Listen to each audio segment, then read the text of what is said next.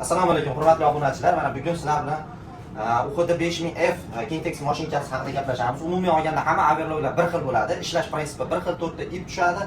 Xo'p, bu to'riklar haqida ma'lumot beraman. To'rtta ip tushgandan keyin to'rttala ipni nastroyka qilishda ko'pchilik chegaralarimiz ancha qiynalishadi.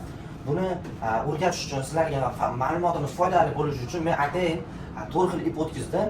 Siz qaysi ip qaysi tarafga qarab ketyapti, qaysi ip bo'sh turibdi yoki qaysi ipda muammo borligini aniq bilishingiz uchun sizga 4 xil turdagi ipdan o'tkazdim. Birinchiga oq, ikkiga pushti, ko'k, yashil qilib o'tkazib oldik, chiroyli qilib.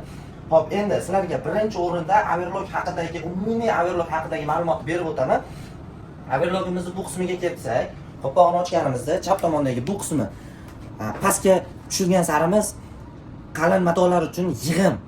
Endi umumiy olganda yig'im hisoblanadi.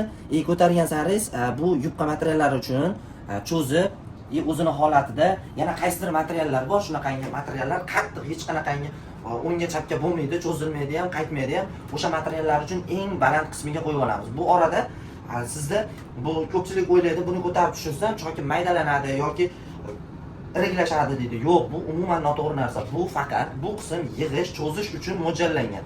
Endi sizlarga chokki qismiga kelsak, choy qismini o'zgartirish uchun, ya'ni qadamlarni o'zgartirish uchun bu joyda knopka bor. Именно bu mashinkada shu joyda joylashgan.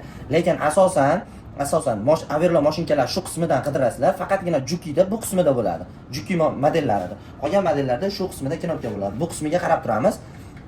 Bu unchalik kirmayapti. Buni bosganimizdan keyin chap qo'limiz bilan, o'ng qo'limiz bilan quloqni aylantiramiz. O'ng quloqni aylantirganimizda qaysidir qismda mana kiradi. Kirgandan keyin bizda chokni o'zgartirish paydo bo'ladi. O'zgartira olamiz bemalol. Bu ichkariga qisilib turgan holatda biz chokni o'zimizga tortsak, maydalashadi, o'zimizdan itarsak iriklashadi. Ya'ni biz hozir bu holatda oddiy bu Supreme materialimiz uchun, где-то 160 grammajli materialimiz uchun sizlarga moslashni ko'rsatamiz. Ko'rishlar mumkin. Oddiygina oppoq Supreme material. Materialni ham oq olganimning sababi sizlarga har bitta elementarniy joyigacha tushunarli bo'lishi uchun sizlarni o'ylagan holatda iplar adeniy rang, material ham ko'rinadigan rang qilib oldim.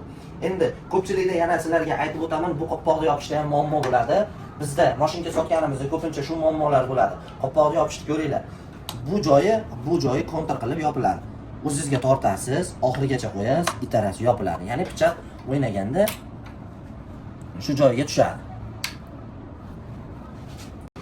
Hop, iplarni o'tkazib olganimizdan keyin endi sizlarga oq materialimizga bitta qo'yib tekshirib ko'rsatib beraman. Sizlarga qanday ip tayyorlab chiqarishni ko'rsataman.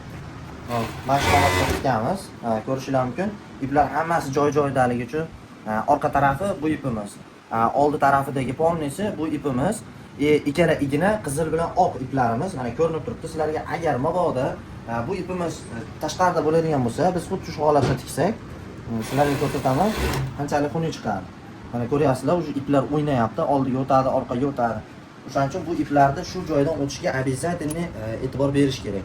Agar bu joyda ham bir dona ip xato o'tsa, noto'g'ri chiqadi choklarimiz. Hozir men sizlarga live qilib bittasini o'rgataman. Agar bu ikkalasi bir donasi ko'proq qattiq bo'lsa, mana qatiramiz. Bu chokni eslab qoldilaring, biz tikamiz.